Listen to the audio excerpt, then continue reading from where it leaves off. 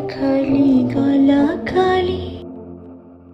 দীর্ঘ অপেক্ষার পর অবশেষে নতুন সিনেমায় ফিরছেন বাংলাদেশের জনপ্রিয় চলচ্চিত্র তারকা পরীমনি। তার অভিনীত নতুন ছবি গোলাপ আগামী বছরের শুরুতেই দর্শকদের সামনে আসতে যাচ্ছে। চলচ্চিত্রটি পরিচালনা করেছেন গুণী নির্মাতা শামসুল হুদা এবং এতে পরীমনির বিপরীতে অভিনয় করছেন অভিনেতা নীরব। চলচ্চিত্রটির নির্মাণ প্রক্রিয়া কিছুটা বিলম্বিত হয়েছিল মূলত গল্পে প্রয়োজনীয় পরিবর্তন ও পরিমার্জনের কারণে। নির্মাতা সূত্রে জানা গেছে গল্পকে আরও বাস্তবসম্মত ও দর্শকপ্রিয় করে তুলতেই এই সময় নেওয়া হয়। সব প্রস্তুতি শেষে আগামী ফেব্রুয়ারি 2026 থেকে ছবিটির শুটিং শুরু করার পরিকল্পনা রয়েছে। গোলাপ নিয়ে ইতিমধ্যে দর্শকদের মধ্যে আগ্রহ তৈরি হয়েছে। পরীমনির ভক্তরা মনে করছেন এই সিনেমার মাধ্যমে আবারও পর্দায় নতুনভাবে নিজেকে তুলে ধরবেন তিনি। শক্তিশালী গল্প, অভিজ্ঞ নির্মাতা এবং জনপ্রিয় অভিনয় শিল্পীদের সমন্বয়ে গোলাপ আগামী দিনের আলোচিত সিনেমাগুলোর একটি হবে বলেই আশা করা হচ্ছে।